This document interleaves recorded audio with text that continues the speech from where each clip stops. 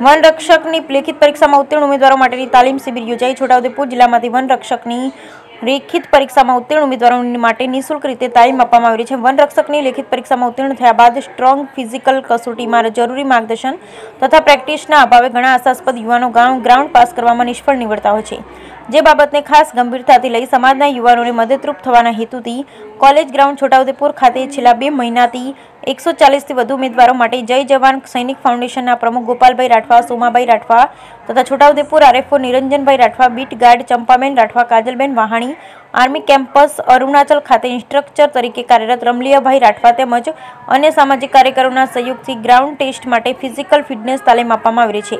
જેઓ દ્વારા આજ રોજ છોટાઉદેપુર નજીક વાઘસ્થળ દેવસ્થાનની તળેટીમાંથી વહેલી સવારે ડુંગર ચઢાણ, ઉતરાણ સાથે પ્રકૃતિના સંરક્ષણ તથા પ્લાસ્ટિક મુક્ત ભારત અભિયાન સહિતની જાગૃતતા વગેરે મુદ્દાઓને આવરી એક પિકનિક અને તાલીમ શિબિર યોજવામાં આવી હતી, જેમાં સામાજિક કાર્યકર વાલસિંહભાઈ રાઠવા, ચિરાગભાઈ રાઠવા, અજીતભાઈ રાઠવા સહિતના ઉપસ્થિત રહી